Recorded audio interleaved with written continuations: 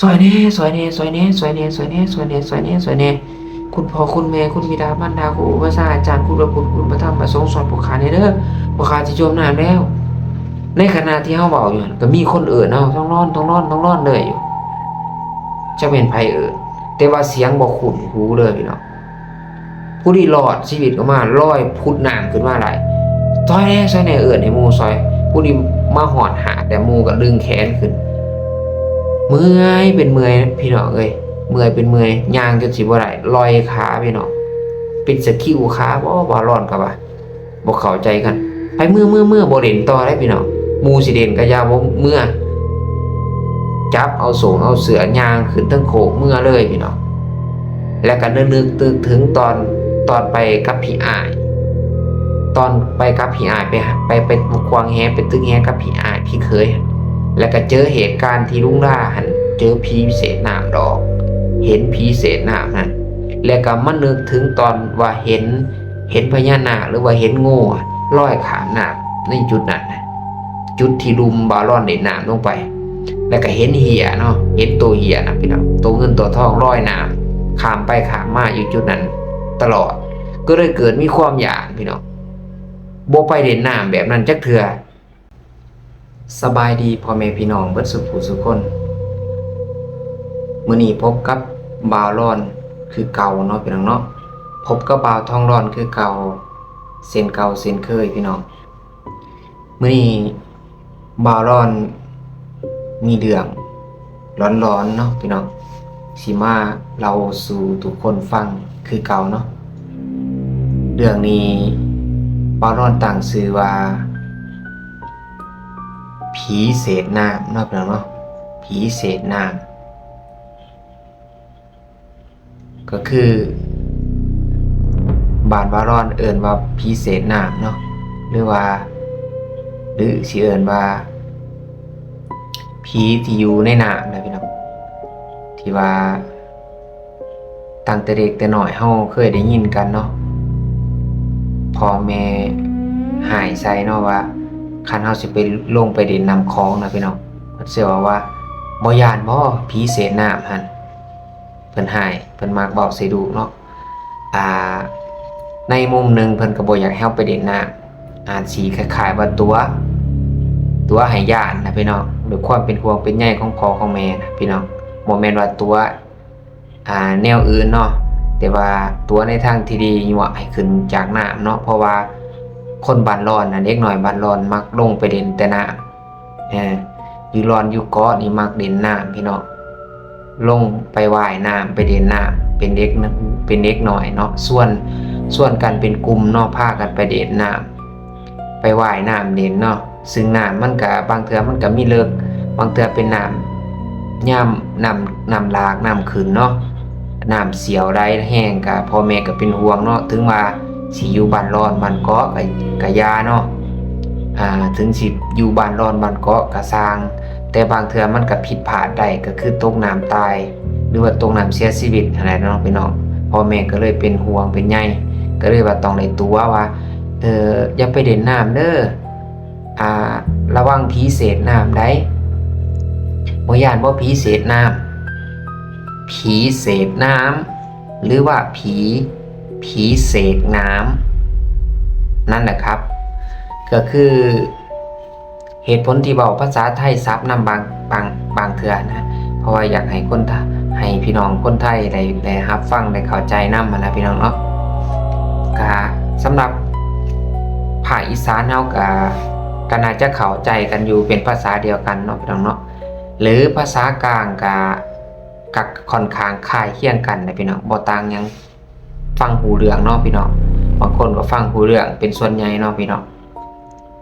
ก็สิขอเข้าเรื่องเลยเนาะพี่น้องเนาะเพราะว่า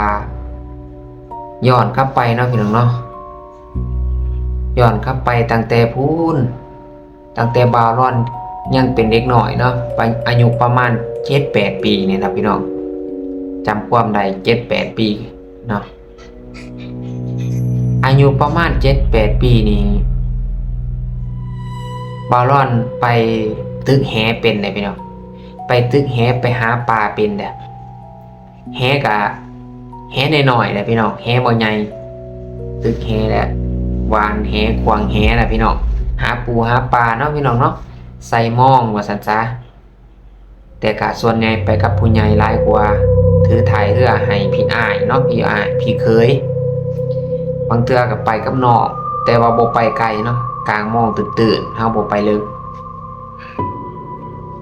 มานี้มื้อนั้นเนาะบารอนก็ไปตึกแหพี่น้องไปกับพี่เคยเนาะแต่ว่าพี่เคยให้บ่ตึกเนาะพี่เคยให้บารอนตึกเนาะแต่ว่าไปตึกแต่นำแถวดอนโจนพี่น้องซึ่งบ้านบารอนมันสิเป็นบ้านชื่อว่าบ้านลอนโล่งพี่น้องบ้านลอนโล่งคนไทยไต่คนจำปาสักพี่น้องเวลาเว้าตลออาจสิเป็นตลอฟักเว้าว่าตลออาจสิเป็นตลอนำเสียงนะมันจะเพี้ยนเนาะแต่ว่าสะกดนั้นเวลาเฮาเขียนหนังสือสะกดนะแม่นเป๊ะถูกเป๊ะเลยตรงเป๊ะเลยแต่ว่าเว้าก็อาจสิเพี้ยนในลักษณะการฟังของผู้ฟังนั้นแม่นสิเพี้ยนว่าสรุปมันคือตลอหรือตลอเนาะพี่น้องให้จริงมันเป็นโตล่อเลยพี่น้องเด้อบ้านบารอนสื่อลอนโล่งก็คือโรงศพนะโรงศพพี่น้องครับก็คือโรงศพนั่นแหละใส่ชื่อบ้านว่าลอนโรงก็คือมันมีโรงศพเดี๋ยวคลิปหน้าผมจะมาพูดเรื่องทำไมลอนโรงถึงใส่ชื่อว่าลอนโรงมันมีความเป็นมาอย่างไรผมจะไปสอบถามคนเฒ่าคนแก่หรือว่าพ่อแม่ปู่ย่าตาทวดนะครับว่าที่ไปที่มาของคำว่าลอนโดงมันมีความหมายว่าอย่างไรทำไมถึงใส่ชื่อว่าบ้านลอนโดงคลิปหน้าผมจะมาเฉลยให้ฟังว่าเป็นเพราะอะไรนะครับโอเคครับบ้านบารอนก็คือบ้านลอนโดงนะครับก็คือบ้านลอนโล่งเด้อพี่น้องบ้านบารอนคือบ้านลอนโล่งที่นี่บารอนก็ไปหากินเนาะไปตึกแหกับพี่เคยไปกับพี่เคยหันไปตึกแหแถวลอนโจนเมื่อกี้พูดว่าบ้านลอนโล่งกลับมาสู่บ้านลอนโจนอีกแล้วก็คือมันเป็นเกาะนะครับเกาะเล็กเกาะใหญ่เกาะเล็กเกาะน้อยนะครับมันมีหลายเกาะซึ่งบางเกาะก็ไม่มีประชาชนอาศัยอยู่แต่เป็นเกาะลอนเฉยๆแต่ก็มีเจ้าของอยู่นะมีเจ้าของทั้งหมดเลยทุกๆเกาะจะมีเจ้าของนะครับไม่ใช่เกาะเฉยๆนะไม่ใช่เกาะอยู่กลางน้ำเฉยๆคือมันจะมีเจ้าของอยู่นะครับเขาก็จะไปทำสวนทำไร่หรือว่าปลูกพืชพันธุ์ธัญญาหารอื่นๆนะครับนั่นแหละทีนี้บารอนก็ไปกลางมองนะครับไปตึกแหไปขว้างแหหวานแหนั่นแหละครับไปกับพี่เคยมานี่ไปกับพี่เคยเนาะไปกับพี่อ้ายภาษาลาวไปกับพี่อ้ายเนาะพี่น้องวันนี้ไปครับพี่อ้ายคือจังสันเนาะพี่น้องวันนี้ก็ตึกแหจนค่ำเลยพี่น้องวันนี้พี่อ้ายเลยว่าจะลองวานเบิ่งนะว่าพี่อ้ายแล้วพี่เคยว่าลองวานเบิ่งลองควางเบิ่งก็เลยว่าบารอนก็เลยตึกแหเนาะ 7-8 ปีใหญ่เติบแล้วพี่น้องแต่ว่าตึกแหเป็นเนาะควางแหนะกะไล่ป่าอยู่พี่น้องปากภาษาไทยเรียกว่าปลาอะไรนะเรียกว่าปากเหมือนกันใช่ไหมปลาตะเพียนพี่น้องครับปลาตะเพียนน่าจะใช่ปลาตะเพียนนะครับทีนี้หวานแหขว้างแหจะได้ปลาตะเพียนแล้วก็ปลากำปลาเพี้ยกี่กำก็คือปลากานั่นแหละครับแต่ว่ามันตัวเล็กก็หวานไปนะครับก็ไล่เยอะอยู่นะครับไล่เยอะอยู่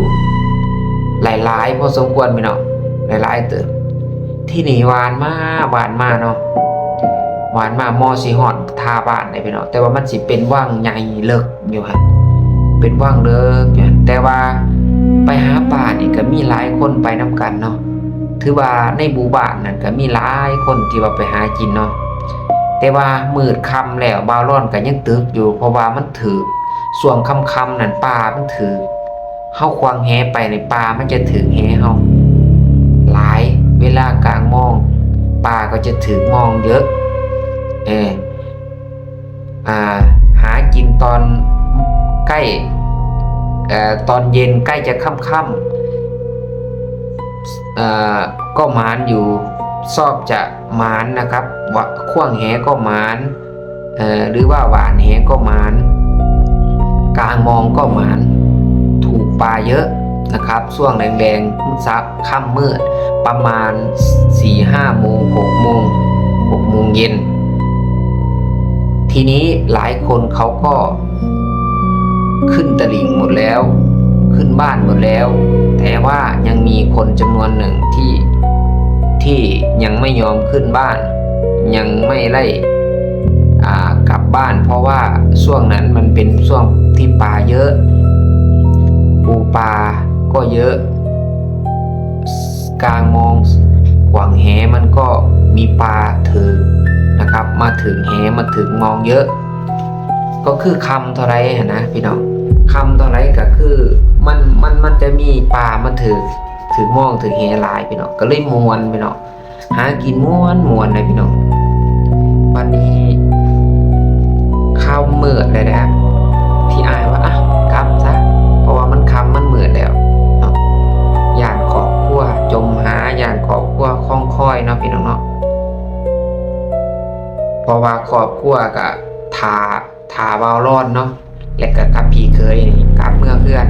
เพราะว่าบ่มีแนวแต่งกินได้พี่น้องต้องรอทาว่าผู้ไปหาปลานี่กลับถึงบ้านถึงเพื่อนก่อนหลังจากนั้นก็แต่งอยู่ขั้วกินเนาะถ้าว่าเมื่อเลิกร้าย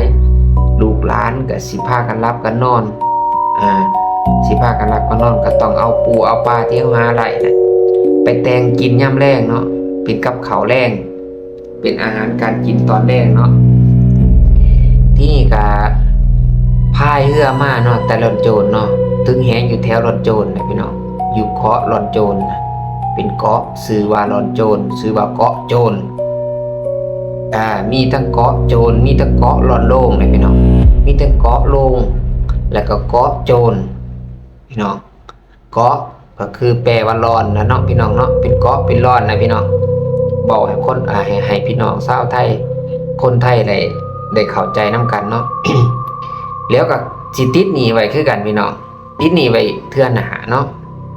เป็นการบ้านก็แล้วกันเนาะพี่น้องเนาะทิปหน้าสิมาเว้าสู่ฟังว่าบ้านลอนโจรเป็นหยังเพิ่นจึงเอิ้นว่าบ้านลอนโจรเนาะลอนโจรมีความหมายว่าอย่างไรที่ไปที่มาทำไมถึงชื่อว่าเกาะโจรนะครับเดี๋ยวคลิปหน้าผมจะมาพูดให้ฟังว่าที่ไปที่มามันคืออะไรยังไงที่นี่เนาะกับพายเรือมาแต่ลอนโจรไปนะแถวลอนโจรไปกวางแหแถวตื่นๆเนาะมาฮอดมอสิฮอดบ้านเนี่ยมันจะมีถ้ำในที่นี้มันจะมีถ้ำอยู่เลิกๆเป็นขี้หินงูนเลิกๆมันเวลาเฮาลำน้ำลงไปมันจะเป็นแบบเป็นถ้ำเข้าไปเป็นขี้หินเป็นเถือกเป็นถ้ำอยู่ในผืนน้ำผืนบาลานอยู่ในท้องแม่น้ำโค้งคนพี่น้องเลิกไรพี่น้องบาลอนขาบาลอนโตนมุดลงไปลำน้ำลงไปนี่เฮาว่าแขนนั่นสิเฮาว่าแขนนี่สุดสัวเฮา2 เถื่อยังบ่ถึงความว่ามันเดึกน้ำเลิกมากในส่วนบนหันป่าหลายพี่น้องขาบ่มีผาไผบ่ยานนี่เป็นตึกแฮลงบนหันนี่แม่นไล่ป่าหลายเพราะว่าป่ามันไปกองอยู่หันพี่น้องมันพากันไปอยู่หันหลายแล้วในเกาะลอนโดงหันอยู่ทาน้ำแท้บนหันใกล้กับบ้านนะพี่น้องใกล้กับบ้านมันจะมีหัวร้อนหนึ่งเป็นเกาะหนึ่งแต่ว่า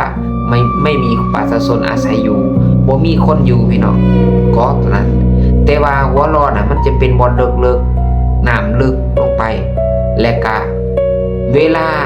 น้ำพัดเอาสิ่งเอาของอื่นๆมาเปิดหัวร้อนได้เช่นตัวอย่างเป็นต้นไม้ใหญ่เป็นสิ่งของทุกสรรพสิ่งเป็นบอกภาษาบ้านเฮาภาษาลาวว่าไม่ต่อคอกตาบ่อึดเฮาสิจินตนาการได้บ่เฮานึกภาพไปได้บ่ว่าน้ำโขงเวลามันไหลหลาก น้ำมันขึ้นกลางเก่ากลาง10เดือนที่7ที่8ที่เดือนที่7ที่8ที่9ที่10 11 12น้ำจะเต็มตาฟังพี่น้องน้ำเต็มน้ำโขงหล่นหลากเต็มตาฟังมันจะมีผักตบจะมีไม้ทุกชนิดและก็มีขยะมีอะไรทุกอย่างไหลมาแล้วมันก็จะมาเปิดหัวรอนหรือว่ามันจะไหลมาติดหัวรอนนั้นมันจะเต็มไปด้วยไม้นานาชนิดอยู่พื้นบาลานอยู่พื้นน้ำนั้นมันจะเป็นพลึงพลังมันจะมีทุกสรรพสิ่งแม้แต่ซากศพเป็นซากศพคนซากศพคนตายซากศพสัตว์สาวาสิ่งหรือว่าสิ่งของอะไรก็จะไปเปิดอยู่ที่นั้นหัวรอนนั้นมันก็คือมันจะอยู่แบบนี้หัวรอนนั้นของสิ่งมันจะมาเปิดมาติดตรงนี้เยอะและมันก็เป็นน้ำลึกและเลยหัวรอนมาใส่สวยกันเนาะพี่น้องหรือว่าคงกันขามกับหัวรอนนั่นเนาะมันจะมีงูหินใหญ่คือบ่าวรอนเบาเลยมันจะเป็นถ้ำเนาะพี่น้องเป็นถ้ำลึกลงไปเนาะลึกลงไปป่าจะไปอยู่หันหลายพี่น้องพอมันบ่ไปบนอื่นเพราะว่าบนอื่นเขาเจาะกวนมันตึกแฮใส่มองเนาะมันก็ลบมาอยู่หันคำมืดๆเนี่ยมันมาอยู่หันหลายป่าบ่ฮู้ว่าคนอื่นฮู้บ่ว่าบนหันมันมีถ้ำมันมีงูหินใหญ่เป็นถ้ำใต้น้ำแต่ว่าพี่เคยปลาร้อนน่ะเราเป็นคนหมดน้ำเยื่อลำน้ำลึกเป็นคนลำน้ำลึกไล่พี่เคยปลาร้อนเป็นคนลำน้ำลึกไล่มุดน้ำลึกไล่พี่เคยเป็นคนมุดน้ำน่านบ่ได้ใส่เครื่องหายใจอย่างต่างๆได้พี่น้องมุดลงไปเปล่าๆนี่วันนี้เราบ่ยานพี่น้องเราบ่ยานแล้วตึกแหบอลเลิกแล้วก็มุดบอลเลิกแล้วก็วานแล้วก็มุดน้ำกลางว่างบอลเสียน้ำไหลเสียวแล้วก็ตึกเนาะพี่น้องเพราะว่าป่ามันได้อยู่บนน้ำเดิมฮั่นเนาะที่นี่หันบาวรอนเศร้าตึกแล้วพี่น้องกับพายเรือมาหอดหันวันนี้มีบาวล่าเนาะเฮาสิขอเอิ้นแล้วว่าลุงล่าเนาะพี่น้องลุงล่ากับป่าใบเพื่อนเราจะอยู่กลางทงหน้าเนาะพี่น้องจะอยู่เทิงไปอยู่ติดถ่ายวัดเราอยู่กลางทงหน้าเนาะบ้านจะอยู่ทุ่งลุงลากับป้าใบนะครับลุงลากับป้าใบนี้ยังไม่ทันกลับเหมือนกันยังใส่มองตึกเป็ดอยู่เหมือนกันแต่ว่าบ่าวรอนกับพี่เคยพายเรือมาถึงจุดนั้นรู้สึกว่าลุงลานั้นตื่นตระหนกนะครับพี่น้องครับลุงลานี่ตื่นตระหนกคือแนวไหนพี่น้องเล่าหันไปตึกอยู่ไกลกับบนงูหินหรือว่าบนถ้ำที่บาวรอนเบาเล่าว่ามันแหเกาะเหรอพอข่วงแหลงไปนะครับมันจะเกาะแล้วลึงยังไงมันก็ไม่ขึ้นนะครับดึงยังไงแหก็ไม่หลุดเราก็เลยมุดเนาะพี่น้องลึงยังไงก็บ่หลุดเนาะพี่น้องลุงล่านี่ก็เลยมุดลงไปลุงล่านี่มุดลงไป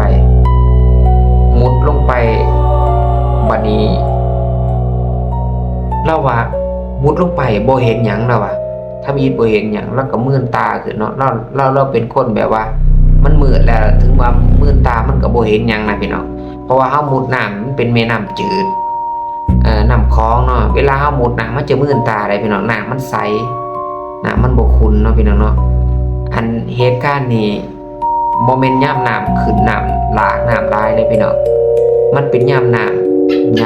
ยามแดงพี่น้องยามเดือน5แม่น้ำยามเดือน5ปลายสิเข้าหัวโดนหกแต่ว่าน้ำมันยังใสอยู่บ่ทันขุ่นเนาะพี่น้องมาที่นี่หั่นมาฮอดหั่นลุงล่าเราตึงแหแหละเราแหเราเกาะบัดนี้แล้วก็เลยมุดลงไปแล้วเราตื่นตระหนก ตื่นตระหนกเนาะเราตื่นตกใจพี่น้องเราพูดขึ้นมาแล้วว่าก็บ่ก็กะยาแล้วว่าขาดกะยายแหนี่ลึงขึ้นเลยว่ะแล้วว่าวานแหลงไปเหมือนปลาต่ำแหยึดเด้อว่ะยึดโอ้ยปลาใหญ่แล้วว่ะแล้วก็เลยผูกแห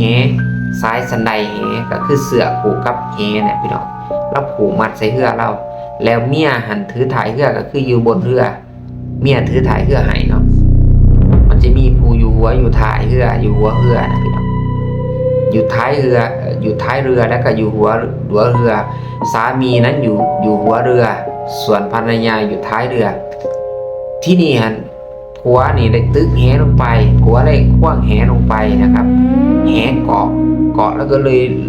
เหมือนปลาโลนแหนะครับถือแหก็เลยโตนลงไปเพื่อจะปลดแหแล้วก็จะเอาปลาด้วยทีนี้ปรากฏว่าพอโตนลงไปมุดลงไปนะครับทีแรกก็หลับตายอย่างนี้เพราะคิดว่ามันคงไม่มีถึงจะลืมตามันคงไม่เห็นอะไรหรอกมันก็คงไม่เห็นอะไรเพราะว่ามันค่ำแล้วทีนี้ถ้าไม่มืนถ้าไม่ลืมตาเราก็ไม่เห็นอะไรมืนลืมตาหรือหลับตาก็มีความหมายเหมือนกันเท่ากันมืนดีกว่าอยากรู้ว่าปลาอยู่ตรงไหนยังไงถึงไม่เห็นก็ช่างเถิดก็มืนตาขึ้นอย่างนี้พอมืนตาขึ้นนะครับพี่น้องครับมืนตาในน้ำนะครับรู้ซาวแหไปอย่างนี้นะครับซาวแหไปต้อมตีนเข้าซาวแหไปเนาะพี่น้องเนาะรู้สึกว่าคือป่าต่ำยิ่งวันนี้พอว่าปลามันอยู่บนไหนเนาะพี่น้องเนาะก็ซาวไปก็ยังบ่ทันเห็นปลาพี่น้องมืนตาขึ้นอยู่บนไหนปลาเนาะแหกับก้อเนาะวันนี้มืนตาก็เดินเหมือนจะสว่างอยู่ในพื้นมาลานนั้นเหมือนจะสว่างอยู่ในพื้นน้ำนั้นเหมือนจะสว่างมันเป็นปรากฏการณ์ที่เขาปรากฏแสดงให้เราเห็นหรืออย่างไรผมคิดว่านะมันมีอะไรบางสิ่งบางอย่างแสดงให้เราเห็นหรือเปล่าคือหุงคือกลางเว้นแจ้งพี่น้องในบริเวณบนตึงแหนแจ้งใสเห็นแจ้งมืดตาขึ้นเห็นน้ำใสเลยเห็นทุกชอกทุกมุมเลยในบริเวณแหเลยแต่ว่าบนอื่นเห็นมืดแต่ว่าอยู่ในบริเวณแหเห็นแจ้งปรากฏเห็นอย่างพี่น้องมืดตาขึ้นเห็นนางโยโกอยู่พี่น้องอยู่ในแหนั่นนางอยู่ในแหผมยาวผมหนาผมยาว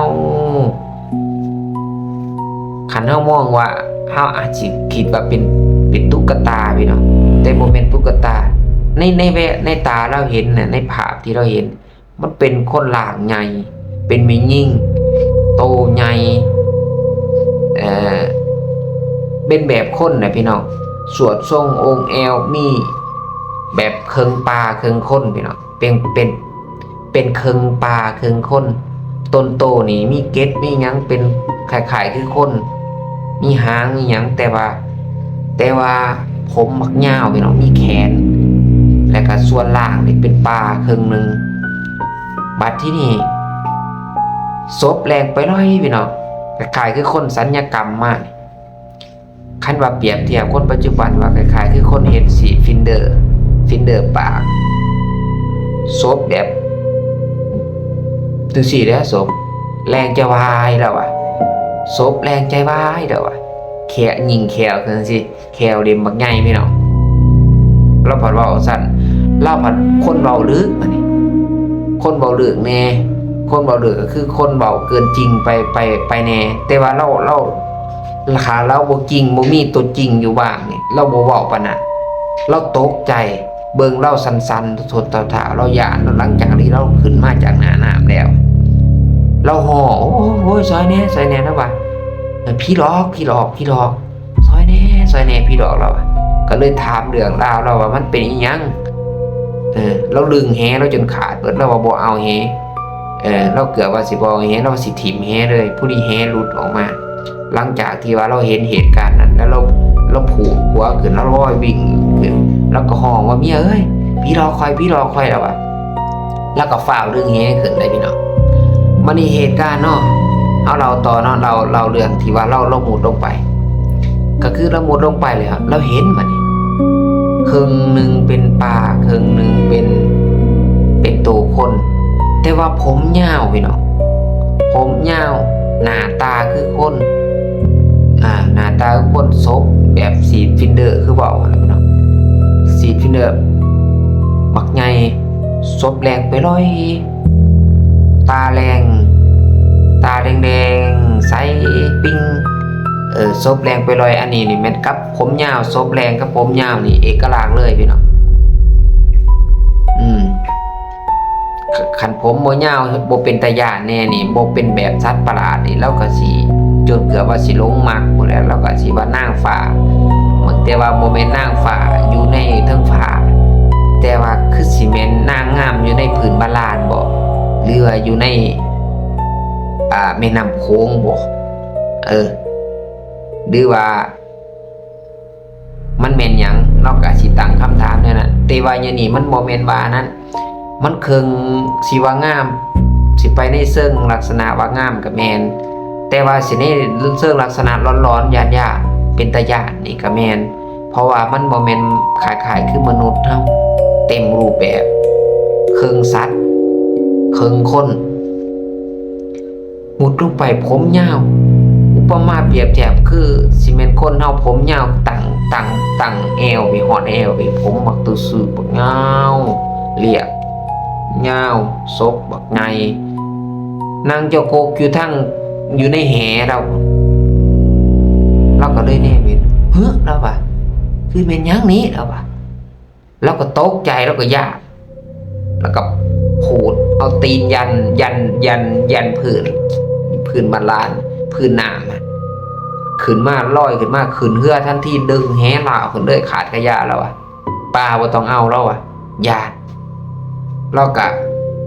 ฝ่าพายเรือปั๊บมาเนาะผู้ที่มาสวนกันก็บ่าวรอดกับพี่เคยบ่าวรอดเนาะที่บ่าวรอดไปตึงแหกับพี่เคยเนาะและก็มาสวนทางกับเราก็มาเราสู่ฟังเราอยู่ในตอนอยู่ในน้ำมันเลยเราบอกว่าโอ้ยตกใจแห้งนะว่ะเป็นตาญาณแห้งโอ้ยนะว่ะบ่เคยเห็นเกิดไหลใหญ่มากแล้วว่ะคือว่าเป็นอย่างซี่แล้วว่ะบ่หารมันตึงแฮเนาะกว่านี้แล้วว่ะเราบ่ลงน้ำเป็นเดือนเราอยากพอความขี้หายเขาจะผูกคอต่อแขนเอาเราหยาดเราร้อนเลยนับแต่มือเห็นนะบ่ร้อนยังหยาดเลยพี่น้องหยาดถึงบาลอนสิบ่ได้เห็นด้วยกับตาแต่ว่าบาลอนไปยังญาติเพราะว่าอยู่บนนั้นมันเป็นถ้ำอยู่ในพื้นน้ำมันเป็นถ้ำเป็นเลิกกับไปเป็นถ้ำเป็นเถือกหินอยู่ในพื้นน้ำและกับบนนั้นคือบาลอนเว้าแหละอีรอนทั้งทานั้นมันมีทุกสรรพสิ่งเลยที่ไหลมาแต่ตอนน้ำหลากน้ำไหลแห้งไหลน้ำกลางเก่ากลางซิบนะพี่น้องช่วงฝนนะพี่น้องนับแต่กิ่งไม้ค้อนไม้ซากศพสัตว์สาว่าสิ่งหรือผู้คนมักมามาไหลอยู่บนลอนทาน้ำทาไก่บ้านมาไหลอยู่เวลาไม้ทุกสิบสรรพสิ่งเป็นไม้เป็นตอกเป็นต้นไม้เป็นสัตว์สาว่าสิ่งเป็นของทุกอย่างเป็นขยะอื่นๆจะไหลอยู่หันเนาะจะไหลติดอยู่กับหัวรอนตัวนั้นเนาะเกาะติดอยู่หัวรอนตัวนั้นเนาะบัดนี้เวลาน้ำลงเนี่ยมันจะอยู่หันมันบ่ไปไสและอยู่หันถึงขนาดน้ำลงก็ยังเลิกอยู่นะพี่น้องยังเลิกอยู่ค้อนบักใหญ่นี่กอดบูมต้นไม้ใหญ่มันกองเนี่ยมันไหลมานะมันมาอยู่มาอยู่ข้างอยู่หันพี่น้องบาลอนบ่ได้เจอหยัง แต่ว่าบอลอนไปหอดหันบอลอนยังขึ้นรู้สึกเสียวอะไรพี่น้องนางขี้งูเบื่อเป็นตะยานอยู่วันนั้นเป็นตะยานเนี่ยบัดนี้ลุงล่ากับป้าใบแล้วสอนเนาะลุงล่าเนี่ยเราสอนเมียเราก็ยานคือกันว่าผัวเว้าแนวนั้นแล้วก็เราก็ยานลุงล่าเราสอนอยู่กลางน้ำนั่นเลยอยู่ทาน้ำนั่นเลยเราว่าโอ้ยมาตกใจแต่ดิเป็นตะยานแต่ดิเราร้อนเลยได้พี่น้องเราสอนให้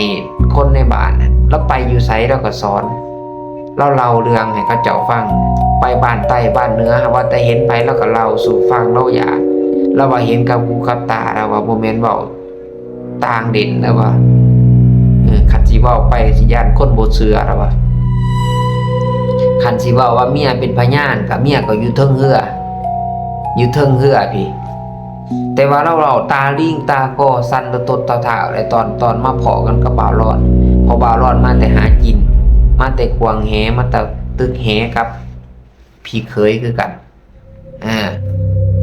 และบ่าวรอดก็เชื่อเนาะว่าเพราะว่าตอนอยู่หันมันเป็นตะยานมันเป็นถ้ำเป็นเหวเป็นเถือกเป็นถ้ำแล้วก็เลิกน้ำเลิกอยู่หันขนาดยามแล้งขนาดยามเดือน5ที่เฮาคิดว่าน้ำมันลงแห้งแหละอยู่หันก็ยังเถิกพี่น้องแล้วมื้อนึงหันบารอนไปหากินไปกลางมองเนาะกับน้องชายเนาะบารอนสังเกตเห็น2เทื่อพี่น้อง2เทื่อทำอิฐนี่จะเห็นงูพี่น้องเห็นงูสิแม่นงูนี่หรือพญานาคเฮาก็บ่ฮู้เนาะเฮาบ่จักแต่เฮาเห็นในระยะไกลหน่อยนึงอยู่ไกลๆหน่อยนึงประมาณสิเว้าว่าประมาณบ่ถึงกิโลแต่ครึ่งกิโลนี่แหละพี่น้องครึ่งกิโลนี่แหละประมาณ50 เมตรนี่แหละพี่น้อง50 เมตรขึ้นเมื่อพี่น้องโมเมนต์ขอโทษนะพี่น้องกิโลนึงเขาสิเอิ้นว่าจักเมตรพี่น้อง1,000 เมตรเด้อพี่น้องหรือจังได๋มันในระยะทางเฮาแนมนี่คล้ายๆว่าเฮาขับรถพี่น้องแต่ว่าในระยะทางการขับรถนี่เฮาจะแนมเฮาแนมไกลแน่บ่ถึงขั้นว่าไกลสุดๆนะเฮาจะแนมอยู่หน้ารถบ่ได้แน่พี่น้องมันสิได้ยะเจาะเกินไปเฮาต้องกวดสายตาเบิ่งรถทางหน้าเนาะแล้วก็แว่นข้างมันบ่เฮาแนมไปสิไกลๆในจักหน่อยนะเฮาจะเห็นพี่น้องเฮาจะเห็นว่าตาไปสิไกลๆนะครับจะเห็นสิว่าใกล้ละแท้ก็บ่ใกล้สิว่าใกล้ก็คือบ่ใกล้พอประมาณกลางๆจักสิเว้าจังได๋ว่าประมาณจังไดเนาะพี่น้องจังสิให้นึกภาพเห็นเข้าใจเนาะเอาเป็นว่าบ่ไกลปานใดเนาะพี่น้องเนาะเฮาพายเรือไปเนาะเฮาก็จะแนมไปเห็นหัวเกาะมันจะมีเกาะขาบนที่บ่าวรอดเว้าเนี่ยคือเกาะลอนทั้งทาบอกง่ายๆว่าคือลอนทั้งทาคือเกาะนั่นมันเป็นเกาะที่บ่มีเรือนคนอยู่แต่ว่ามันเป็นเกาะที่อยู่ไกลบ้านอยู่กับทานาเพราะว่ามันคนละฝากและจะมีลอนนึงเอิ้นว่าลอนลุงถอนพี่น้องแล้วจะปลูกแตงโมปลูกบักทั่วปลูกบักแตงเนาะปลูกมันที่นี่หั่นมื้อนั้นก็ค่ำเติบได้พี่น้องบารอนก็ไปตึ้งแหนะพี่น้องไปตึ้งแหไปกลางมองไปกับหนองทรายเนาะมื้อนั้นไปกับหนองทรายพายเรือผ่านจุดนั้นก็ได้ยาใกล้เติบปรากฏเห็นว่างู2ตัวพี่น้องแนมอย่างนึงก็คือพญานาคเป็นสีแดงๆแน่เป็นสีฟ้าๆแน่แกมกันพี่น้องปะปนกันอยู่คอปะโตใหญ่เลยพี่น้องโตสำแข็งบ่นะพี่น้องโตสำแข็งบ่นะใหญ่เติบได้ซ้ำที่เฮาแนมไปในตาเฮานี่เขาสิซ้ำกงรถมอเตอร์ไซค์อันเป็นรถCPR กงใหญ่ๆแน่น่ะพี่น้องเป็นกงใหญ่ๆแน่ลอยเฮี้ยงกันน่ะสิจังสิลอยเฮี้ยงกันมาข ามมาใส่บอลรอนทั้งทาหันรอนที่ว่าบอลน้ำเลิกๆน้ำเลิกๆลงหันบอลมีถ้ำมีเหวยังมีถ้ำที่อยู่พื้นน้ำมีมีขยะมีหยังค้อนใหม่ต่างๆนี่ไหลมาเกาะติดอยู่หัวรอนแม่นว่างู2ตัวหรือสิพญานาคก็บ่ฮู้แหละแต่ว่าลอยขามหน้ามานี่สิมาอยู่จุดนั้นมาหัวร้อนมันถ้ำสิมาเข้าอยู่บนถ้ำลอยเฮี้ยงกันสิแล้วก็ซี่ให้น้องเบิ่งเจ้าเห็นบ่งูลอยน้ำเจ้าเห็นบ่อย่าปากย่านฝ่าผ้ากันพายเหือได้พี่น้องฝ่าผ้ากันพายเหือให้วิทย์จุดนั้นบัดพ่อกลับบ้านได้หั่นมาเล่าสู่ผู้ใหญ่ฟังว่าข่อยเห็นงูมันลอยข้ามหน้างู2ตัวโอ้เป็นตาย้านแห้งว่าซั่นข่อยพายเรือไว้อันใบข่อยย่านพญานาคเบิ่งจังหนึ่งก็คือมีหอนคือกับเขาปั่นไว้อยู่ในวัดนะพี่น้องเป็นหอนขึ้นมาจังซั่นในตาเฮาเบิ่งไหนคล้ายๆมันอยู่ในหยากไก่แน่นะพี่น้องเบิ่งจังหนึ่งก็คือมีหอนเบิ่งจังหนึ่งก็คือบ่มีหอนหรือจะเป็นเพราะว่าเฮามันอยู่ในจุดที่ไกลๆแน่บ่มันบ่ไกลนะพี่น้องเฮาก็เลยเบิ่งแบบ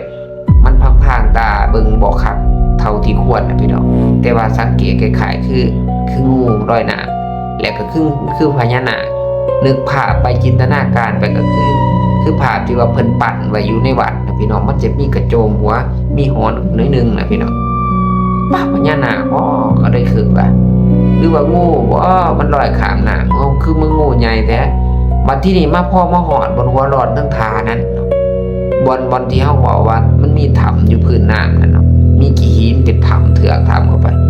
แล้วมุดลงไปจมลงไปมิดบ่เห็นมันสิเข้าถ้ำมันบ่คิดว่าในใจพญานาคเข้าถ้ำบ่หรือว่างูเข้าถ้ำบ่คิดว่าในใจนะก็คิดญาตินะพี่น้องคิดญาติแห้งนะพี่น้องพายเรือลงมาไวๆหาหอดบ้านแล้วก็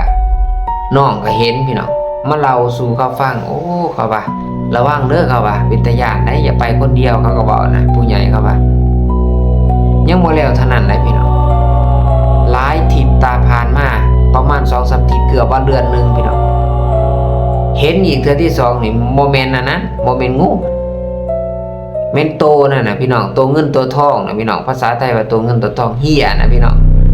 เหี้ยขออภัยนำเอิ้นว่าเหี้ยภาษาลาวว่าเหี้ยเนาะธรรมชาติของโตเหี่ยเนี่ยเขาว่ามันมักกินสกปรกมักอยู่ในที่ซื่นบนสกปรกมันอยู่ในน้ำคลองเนี่ยมันลอยไปบนบนขี้เหงื่อขยะหลายๆที่มันไปเปื้ออยู่ว่าร้อนเนาะเป็นค้อนใหม่เป็นอันนั้นอันนี้เป็นถ้ำเป็นเถือกถ้ำเป็นเลิกนะมันเลิกมันลอยไปใส่เพราะว่าเฮาจำได้ว่ามันมักจะมีซากศพคนไหลมาเปื้อหันแล้วก็ซากสัตว์อื่นๆที่ตายแล้วไหลมาตามแม่น้ำคลองแล้วมันมาเปื้ออย่างคือว่ามันมาของบูดของเน่าของโสกปรกแล้วมันจะไปกินซากศพเหล่านั้นไปมันเคยกินซากศพสัตว์ซากศพคนอหยังต่างๆเพราะว่าเหี้ยนี่มันมากินไปตัวถีบกินของโสกปรกแน่กินอันอื่นแน่กินที่เฮาบ่ฮู้ว่ามันกินหลายสิ่งหลายอย่างนะพี่น้องจนเฮาบ่ฮู้ว่ามันกินหยังแน่อยู่นั่นซากศพมันอาจสิกินคือกันซากสัตว์มันอาจสิกินคือกันได้พี่น้องของสกปรกมันแห้งมากพี่น้องเหี้ยนี่นะพี่น้องวันนี้มาร้อนก็เห็นเนาะเห็นเหี้ยมันลอยไปหอดหันแล้วมันก็มุดลงหรือว่ามันลอยเข้าหัวร้อนนั่นก็มิดไปเหี้ยนั่นโอ้บ่ร้อนว่ามันมีหยังอยู่นี่มันคือว่ามีมากพอสิ่งนั้นมากพอสิ่งนี้ย้อนจังซี่หรอกบ่หันมันมีอาถรรพ์บ่ลุงลาเราตึกแหลงไปมันไกลๆแล้วมุดลงไปจังว่าตาบักใหญ่แล้วว่ะลังมู่ๆแล้วว่ะศพเว้อๆแล้วว่ะสิได้ศพแรงไปลอยแล้วว่ะศพแรงไปลอยผมบักยาวแล้วว่ะเราย่านเอามาสอนเราย่านเขาจนผูกคอต่อแขนแล้วร้อนเลยเราย่านเราเว้าไปเห็นไปแล้วก็เว้าให้เขาฟังเราจนบ่ลงตึงแหเป็นเดือนนะพี่น้อง เราย่านเองอันนี้ก็คือเรื่องเล่าวเนาะบารอนตั้งชื่อเรื่องนี้ว่าผีเศษน้ำพี่น้องผีเศษน้ำหรือว่าผีอยู่ในน้ำอะไรพี่น้องเองมันมีสิ่งลึกลับที่เฮามองบ่เห็นคันบ่ดีรอเขาเจ้าก็บ่ปรากฏให้เฮาเห็นนะพี่น้องบารอนเอิ้นว่าผีเสกน้ำก็ว่าอะไรผีเสกน้ำเงือกเงี้ยยังก็ว่ากันไปเลยพี่น้องแต่ว่าบารอนตั้งชื่อว่าผีเสกน้ำซะผีที่เสกน้ำที่ร้อนๆที่อยู่อาศัยอยู่ว่างน้ำบนไหนบนหนึ่งเฝ้าสมบัติอย่างนั้นก็เฮาก็บ่ฮู้เนาะพี่น้องเนาะพญานาคแปลงดินบ่หรือผีสางข้างล่าอยู่บนถ้ำบนเหวหั่นเนาะก็อาจสิเป็นไปได้เลยพี่น้องคนตึงแหไปมันมักพอมักร้อนๆเจอแต่สิ่งร้อนๆอยู่หั่นเนาะพี่น้องเนาะบารอนจึงว่าโอ้จังสีมันก็มีเนาะพี่น้องและอีกแล้วต่อมาประมาณเกือบเดือนหนึ่งบารอนไปอาบน้ำบ้านบารอนจะเอิ้นว่าสวนเหนือหมายความว่ามันจะอยู่เทิงหรือว่าอยู่ข้างบนของบอนบารอนบอกว่าลุงลาเราตึงเฮแล้วเราไปพอพิเศษน้ำเทิงหันไปหลายเติบพี่น้องมันจะเป็นหาดออกมาบารอนกับพากันไปเด่นกับหมู่ไปอาบน้ำพี่น้องแต่ว่ามันแปลกว่านึงบารอนมุดน้ำไปเนาะหลายคนก็มุดน้ำไปแล้วใจสิขาดพี่น้องข่อยจ้องเจ้าจ้องข่อยจังซี่แหละคนจมน้ำตายแบบไปอาบน้ำนํกันเพื่อนๆหลายคนแหละแบบว่าเฮาลอยเมื่อยแล้วเฮาขาจังแล้วเฮาหาที่พึ่งก็คือไปจองหมู่จองคู่จองหมู่นํกันหมู่ก็สิใจขาดคือกันเนาะรับน้ำหนักบ่ไหวก็สิจมน้ำฝ่ายหนึ่งก็สิจมน้ำตายเสียชีวิตไปเลยพี่น้องอันนี้เหตุการณ์นี้เป็นคติเตือนไว้ดีๆเด้อตัวนี้เด้อพี่น้องมานี่บารอนหันบ่ได้จองหมู่เนาะแต่ว่าหมู่ลอยขึ้นตึกโขกบ่ได้ขึ้นหาดเลยแต่ว่าหาดบนนั้นนะเป็นคือแบบว่ามันจองขาลงไปนี่บารอนไปนึกภาพเห็นว่าอยู่ทะเลแบบว่าขี้ดินทรายมันจุ่มเอาคนลงไปหรือว่าน้ำมันวันลงไปนะบอนใดบอนหนึ่งน้ำมันจุ่มเอาลงไปนะพี่น้องนี่บ่มันเป็นจังซี่บ่บางเทื่อเฮาก็อาจสิใจขาดจ้ะคือว่าบารอนสิลอยน้ำก้นหมู่ขึ้นไปก่อนนะบารอนลอยบ่ไปลอยจะได้บ่ไปคือมีคนมาจองขาไว้นี่พี่น้องคือคนมามีคือมีคนมาจองขาเอาไว้ลอยจะได้บ่เป็นบ่ไปลอยจะได้ก็บ่ไปจนเมื่อยเลยพี่น้องบารอนจึงนึกหาในบารอนมันมีเซนอันนึงนะพี่น้องก็คือเวลาเฮาเจอเหตุการณ์อันนั้นนี่จะจมหาครูบาอาจารย์แต่ตอนนั้นบารอนบ่ท่านเคยบวชได้พี่น้องแต่ว่าติดวัดติดครูบาอาจารย์อาจสิซึมซับของครูบาอาจารย์เนาะพ่อแม่ก็เคยสอนว่าเวลาฝันหายฝันหยังนั่นสินะให้แผ่เมตตาไหว้พระเพราะว่าแม่ใหญ่โกอยู่เฮือนแล้วเป็นคนที่ว่ามีศีลมีธรรมเป็นคนที่ว่าฝักใฝ่ในศีลในธรรมไหว้พระสูตรมนต์บ่ขาดได้พี่น้องว่าที่นี่หันบารอนเจอเหตุการณ์นั้นยันใจขาดเนาะพี่น้องเนาะยานตายได้พี่น้องบอกง่ายๆว่ายานตาย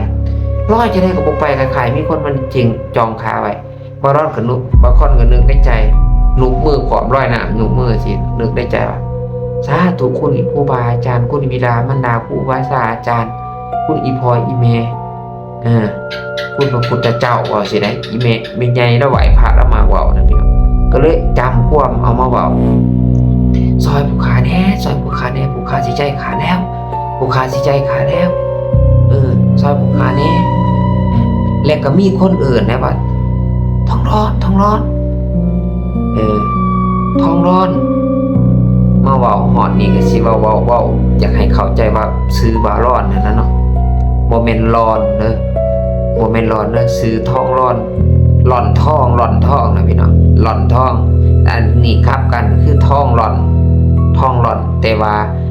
มันสิบ่ออกเสียงว่าทองหล่อนชื่อว่าทองร้อนพี่น้องทองร้อนนะพี่น้องเด้อบัดนี้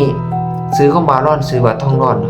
บ่หมู่นี่อยู่เทิงโขว่าเฮายังร้อยน้ำจังซี่แต่หูเฮาได้ยินในน้ำนะว่าทองร้อนไผพาบารอนก็ร้อยจะได้ก็บ่ไปก็นึกหาครูบาอาจารย์นึกหาคุณพ่อคุณแม่นี่มีอำนาจสิทธิอำนาจดีเด้อพี่น้องเด้อคุณพ่อคุณแม่นี่ตกทุกข์ได้ยากไปวันธุระการดาน ที่ว่าธุระการลานเพศภัยบ่อนที่ว่าอาถรรพ์บ่อนร้อนๆบ่อนว่าที่ว่าบ่คิดว่าบ่ปลอดภัยไปน้ำป่าน้ำลงเฮานึกถึงคุณพ่อคุณแม่นี่โอ้ปกป้องคุ้มครองรักษาเฮาอีหลีเด้อคุณพระคุณเจ้าอันนี้เป็นความเชื่อส่วนบุคคลเด้อพี่น้องเด้อโปรดใช้วิจารณญาณในการรับชมเด้อพี่น้องรับฟังบ่ร้อนก็จมนะพุทธแต่ก่อนบ่ทันจักว่าพุทโธอิหยังดอกมีแต่จมไว้คุณอีพ่ออีแม่พ่อเอ้ยแม่เอ้ยคุณพ่อคุณแม่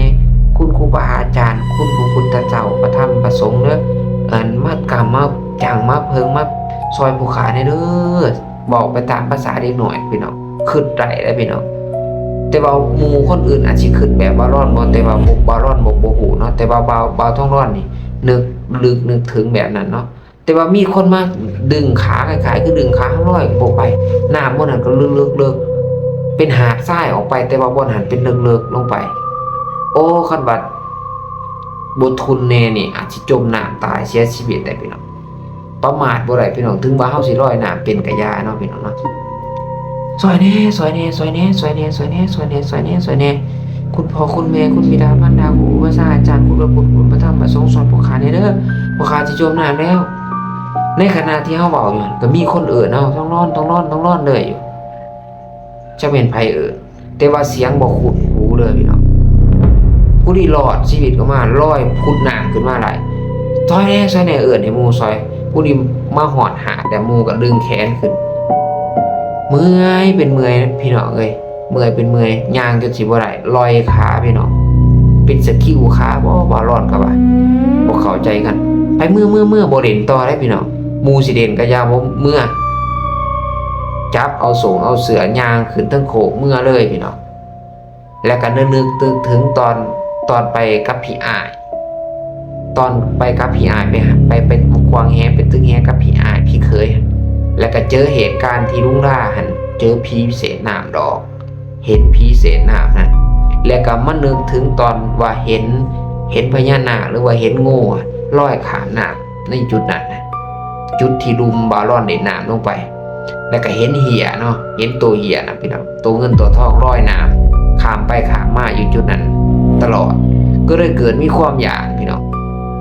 บ่ไปเด่นน้ำแบบนั้นจักเทื่อมาสอนให้แม่ฟังแม่ว่าอย่าไปเด้อแต่ผีเสนาแม่ก็ยังว่าอย่าไปเด่นน้ำรู้ร้ายบ่ย่านบ่ว่าซั่นอย่าไปเด่นน้ำแล้วรู้ร้ายเบิ่งเด้อว่าซั่นคันอาบอยู่ตื่นเถอะทาน้ำนี่จะไปใกล้